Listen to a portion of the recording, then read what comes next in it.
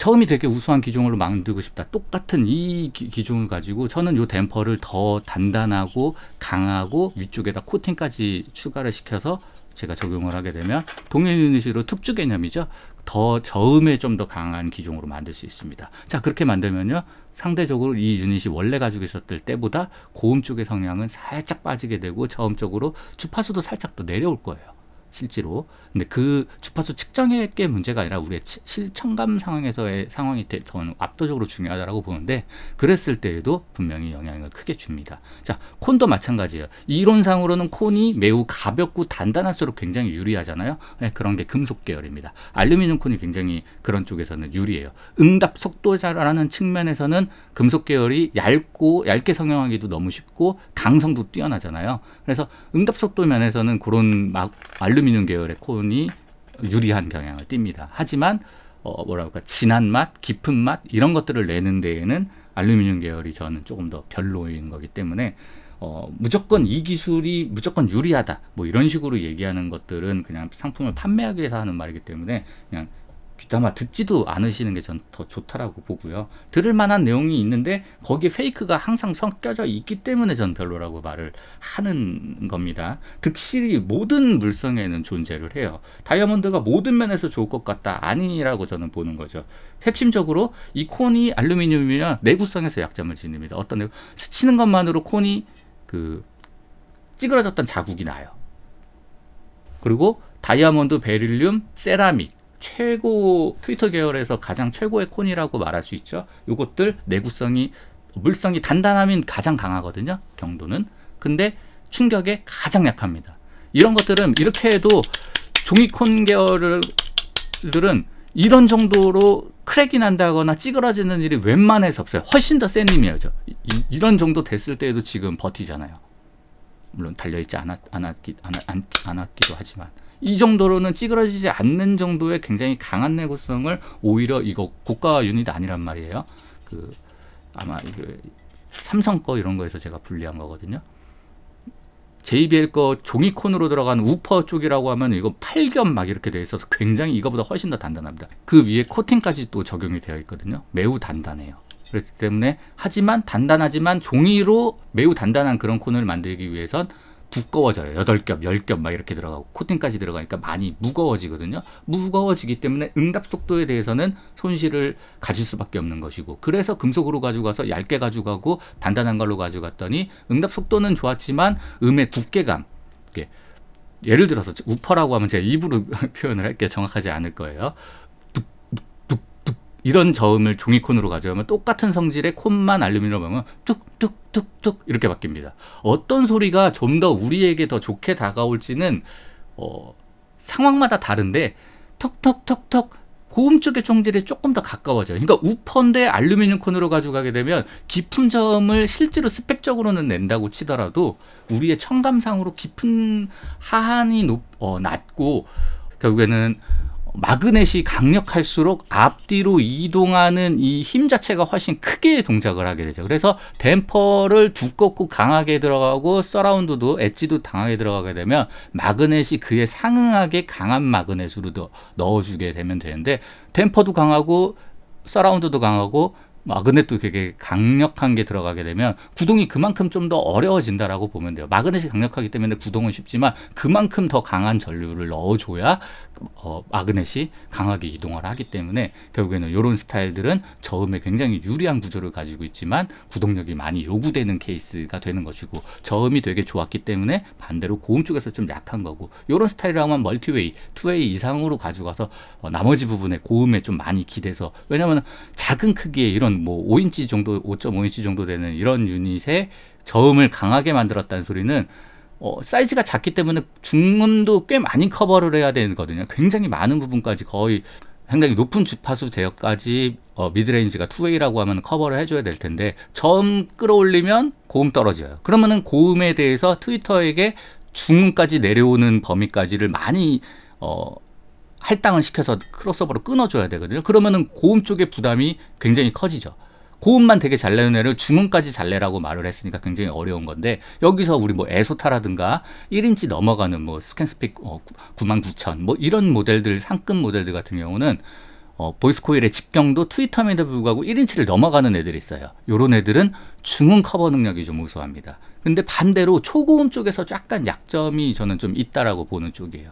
너무 직경이 큰 트위터인데 너무 직경이 크면 중음 좋고 초고음 좀 약하다 쪽으로 좀 보셔도 될 것 같고요. 그래서 1인치 정도가 상당히 표준적인 고급 홈오디오 기준으로는 1인치가 가장 표준적인데 1인치보다 좀 더 작은 크기를 가지고 있으면 고역을 조금 더 잘 낼 가능성이 높습니다. 당연히 물리적으로 그래요. 그래서 그런 케이스는 미드레인지가 하나 더 들어가서 중음 구간을 미드레인지로 커버시키면 되는데 멀티웨이, 3웨이 그러면은 3 스피커, 4웨이 4 스피커, 5웨이 5 스피커면은 무조건 더 좋겠네 라고 생각할 수 있는데 이렇게 되면 제작 과정에서의 노력이나 세팅이 2웨이보다 3웨이가 훨씬 2배 이상 어렵고요. 3웨이보다 4웨이가 또 2배 이상, 배수 이상으로 늘어난다고 봅니다. 그래서 굉장히 멀티웨이는 세팅에 따라서 아예 다른 스피커가 될 만큼 큰 격차를 드러내고 2웨이 같은 경우는 세팅 자체가 상당히 쉬워서 자작의 경우라고 한다라고 해도 2웨이부터 시작하시는 게 반드시 더 좋을 거라고 보고 있습니다. 이 간격이라든가 두께 또 보이스 코일의 종류, 알루미늄이냐 뭐 구리냐 또 구리라면 또 두껍냐 얇냐 코팅이 어떤 방식으로 되어 있느냐 이중으로 감겨져 있느냐 단방향으로 감겨져 있느냐 이런 여러 가지 또 앞쪽으로 좀 뒤쪽으로 가 있느냐 약간 깊게까지 들어와 있느냐 뭐 이런 하나하나의 사소한 차이들이 영향을 다 각각의 것들이 줘서 그 종합의 형태라는 것이 어떠한 특성을 이렇게 지니게 되는데 어느 한쪽의 것들을 우수하게 가져가게 되면 다른 쪽에서의 약점이 두드러지는 게 스피커가 가지는 물리적인 한계이고요. 이 한계 속에서 그러한 한계는 물리적인 한계를 갖고 있지만 이보다 더 좋은 뭐 정전형도 되게 좋지만 반대로 전기를 넣어야 되고 내구성적인 약점을 가지고 있는 정전형의 큰 단점이고 정전형은 또 저음을 되게 못 내는 게 단점이고요. 저음은 현재 이러한 콘반식을 넘어서는 방식이 없다. 라고 저는 보는 쪽이고요. 뭐 다양한 나름대로의 여러 가지 새로운 스피커 유닛의 시도들은 있어 왔습니다만 여의치 않기 때문에 이 방식이 어쨌든 근본이라고 생각하고요. 저는 개인적으로 이 부분 여기서부터 이제 개인 취향 말씀드리면 저는 개인적으로 종이 타입의 콘을 가장 선호하는 편입니다. 취급이 되게 편해요. 아까 말씀드렸다시피 웬만해서 내구성이 가장 좋고요. 소리도 킥드럼이나 이런 저음 쪽에서 똑똑 떨어지는 이유의 깊은 저음 쪽을 낼 때의 소리가 자극적이지 않는다는 점에서 저는 종이콘도 좋아하는데 응답 속도 빠른, BPM 빠른 속도, 빠른 음악 많이 들으시는 분들은 여기가 금속, 알루미늄 쪽으로 되어 있는 콘이 동급의 유닛이라면 조금 더 유리한 면은 있다라고 생각을 합니다. 개인 취향이에요. 그러니까. 그리고 똑같은 거에서도 에이징, 뭐 오래된 스피커가 에이징이 되는 건 뭐 사기다. 그거는 내구성이 저하된 거다 말씀하시는 분들이 있는데요. 저는 스피커 수리를 하고 있기 때문에 저도 그거에 동의하는 게 저에게 더 유리하겠죠. 하지만 저는 꼭 그렇게 생각하지 않습니다. 자, 이 댐퍼가 아주 야들야들하게 아주 30년 동안 매일매일 일을 해서 이 부분이 엄청 야들야들해지면 첫 번째 구동이 쉬워집니다. 아까 댐퍼의 두께나 코팅에 따라서 이게 달라진다라고 말씀드렸잖아요.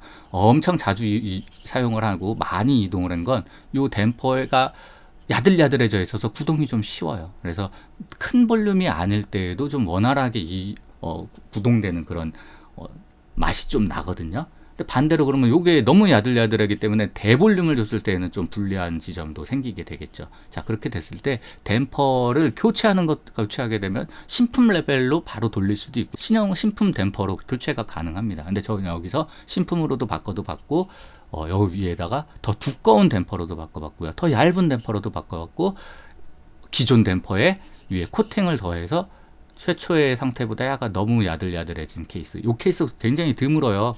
매일매일 사용을 한 상업 쪽 용도로 사용한 스피커들에서나 발생될 만한 내용이지 가정용으로는 너무 오래 써서 다를 만큼 댐퍼가 야들해지는 케이스는 저는 거의 잘 보지는 못했습니다. 있습니다만 그 확률은 낮은 쪽이다라는 말씀이죠. 그래서 댐퍼를 보완해 줌으로써 많이 처지거나 여기 센터가 한가운데 딱 유지를 해야 되는데 경우에 따라서 약간 쏠려 있기도 하고 막 이런 게 있을 수도 있고요. 아무튼 이런 것들로 댐퍼로 기존 유닛의 소리를 약간 조절할 수도 있고 너무 세월이 오래되어서 이 조직이 약간 약해질 정도가 된 것들은 댐퍼에 보완을 해주게 되면 다시 또 신품 컨디션에 가까운 소리로 만들 수 있고요.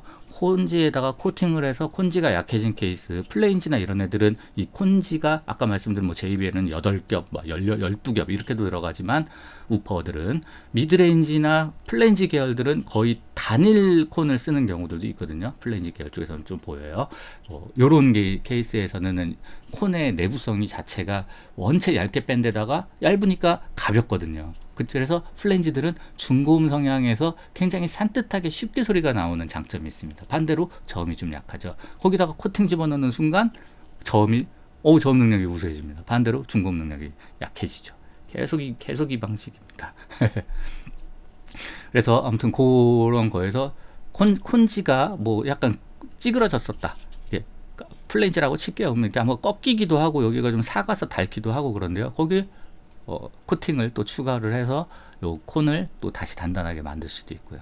엣지에다가 이제 이건 고무 타입 엣지긴 합니다만 스펀지 타입 엣지든 고무 타입 엣지는 고무 타입 같은 경우는 이 고무의 연화제 너무 경화가 늦게 되도록 뿌리는 도포하는 것도 있고 또 스펀지 폰 타입도 엣지를 바꿀 수 없는 그러니까 일반적인 구조가 아닌 것에 이걸 코팅을 도포해서 쉽게 교체할 수가 없는 엣지들이 있거든요. 아코디언 방식이나 이런 것들은 쉽게 구할 수가 없기 때문에 그런 것들은 설령 가운데가 찢어졌어도 그걸 다시 복원해서 쓰면 되거든요. 그 방식도 있습니다.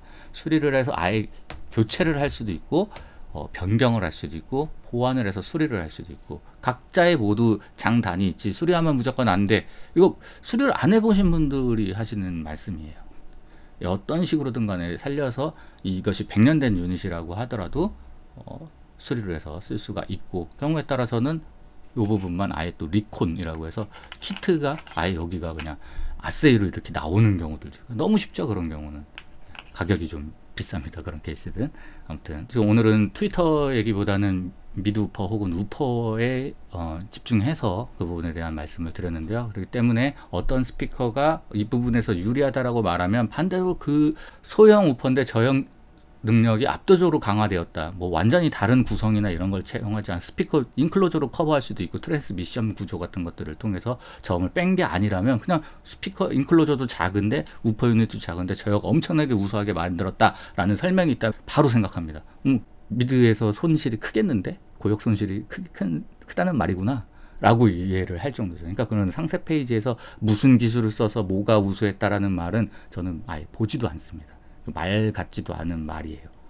얼마든지 그런 말은 어떤 유닛에다가 어떤 식으로든 간에 제가 100원짜리 싸구려 유닛에다가도 저는 제가 돈을 벌어야 되면 저도 그런 뭐 얼마든지 할 수 있거든요. 그럼 반대로 다른 부분에선 최악이 되는 케이스가 됩니다. 최상의 아주 고가의 유닛들은 결국에는 그러한 성질을 지니면서도 그 약점을 보완하기 위해서 많은 노력을 하는데 그게 유닛만 해서 이루어지는 게 아니라는 거죠. 유닛에서는 어쩔 수 없이 저역 하나를 많이 이끌어냈다라고 하면 통해서 네트워크에서 또 세팅해서 그런 것들을 최대한 극복하기 위해서 여러 항목들이 같이 이렇게 유기적으로 움직이면서 어떠한 값을 만들어내는 건데 그것이 그냥 한쪽이 무조건 유리하다라고 이야기하는 설명은 일반론으로서 직경이 클수록 저음이 조금 더 크다. 뭐 이런 얘기는 당연히 맞는 얘기고 근본적으로 우수한 얘기지만 우퍼의 직경은 이건 5인치라고 할게요. 6.5인치가 직경이 더 크잖아요. 6.5인치의 콘의 지름을 가지고 있지만 보이스 코일의 직경을 극단적으로 작게 만들어서 요 정도로 1인치 정도로 만들어낸 6.5인치 우퍼랑 5인치지만 보이스 커버를 뭐 다인이나 모렐처럼 이렇게 보이스 코일의 직경을 4인치 정도로 가져갔다고 칠게요. 그러면은 누가 더 저음을 잘 내고 고음을 더 잘 낼지는 상황에 따라 만들어서 이제 찍어봐야 되겠습니다만 반대로 얼마든지 만들어낼 수가 있기도 하기 때문에 반대로 무조건 직경에만 생각해도 안 되고요. 무조건 보이스 코일의 직경으로만 봐도 안 되고요. 이게 결국에는 막 유기적으로 동작을 하기 때문에 스피커 제조사들은 유닛 제조사들은 그것과 그것의 절묘한 지점들을 이번 컨셉의 제품들에 대해서는 이쪽에 조금 더 포인트를 두는 거고 그 유닛으로 해당 어떠한 스피커를 많이 만들다 보면 그 유닛의 특징을 잘 알고 있기 때문에 통으로 네트워크로 세팅으로 그 값에 이 유닛의 장점은 최대한 돋보이고 단점은 최대한 덜 보이는 세팅을 해서 만들어내는 것들이 그나마 괜찮은데, 무조건 좋은 유닛 넣었다고 해서 무조건 좋은 소리 나는 것도 아니고, 무조건 점 많이 나오는 걸 넣었다고 해서 무조건 점이 많이 나오는 게 아닌, 그건 만드는 사람의 철학과 의도에 따라서 얼마든지 변화해 나갈 수 있는 부분들이 있고, 당연히 유닛의 핵심적인 성능은 많이 다 따라가죠. 그렇기 때문에 영향이 없다라는 말씀이 아니라 그것 하나만으로 무엇인가가 되는 것이 없이 모든 것들이 유기적으로 연결이 된다라는 말씀을 오늘 드려봤습니다. 때문에 구동이 어렵다라고 생각하는 기종들은 보이스 코일의 직경이 크고 코일도 두꺼운 데다가 댐퍼가 굉장히 강하고 엣지도 단단한 계열 쪽의 가능성이 높겠구나 라고 이해를 하시면 되는 거죠.